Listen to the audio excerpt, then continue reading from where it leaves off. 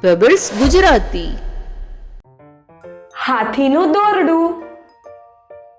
કેરેલાના એક નાના ગામડામાં હાથીઓનું શિબિર હતું. ત્યાં બહુ બધા હાથીઓ હતા અને હાથીઓના બચ્ચા પણ હતા. એક દિવસ એક પ્રવાસી શિબિર પાસેથી પસાર થઈ રહ્યો હતો. એણે જોયું કે એક પણ હાથી પિંજરાની અંદર ન હતો અને હાથીઓને સાંકળથી બાંધેલો પણ ન હતો. બસ એક જ વસ્તુ જે એમને બહાર જવાથી રોકી રહી હતી એ હતું એમના એક પગથી બાંધેલું એક નાનકડું દોરડું.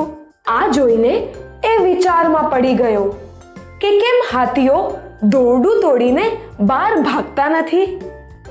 આ કરવું એ લોકો માટે બહુ જ સહેલું છે, પણ એ લોકો પ્રયાસ પણ નથી કરી રહ્યા.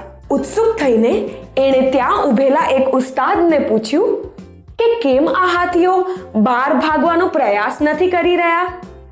ત્યારે ઉસ્તાદે જવાબ આપ્યો, જ્યારે હાથીઓ નાના અને જુવાન હોય છે ત્યારે એ જ માપનું નાનું દોરડું એ લોકોને બાંધવામાં આવે છે અને એ જ નાનું દોરડું એ ઉંમરમાં એના માટે પૂરતું હોય છે. અને જ્યારે હાથીઓ મોટા થાય છે ત્યારે એ ધારી લેતા હોય છે કે નાનપણની બાંધેલી એ દોરી આજે બી એ લોકો તોડી નહીં શકે અને એટલે જ એ ક્યારે પ્રયાસ પણ નથી કરતા. શીખ. આ વાર્તાથી આપણાને એ શીખ મળે છે કે આપણે હંમેશા પ્રયાસ કરતા રહેવું જોઈએ, ક્યારે હાર ન માનવી જોઈએ. પેબલ્સ ગુજરાતી.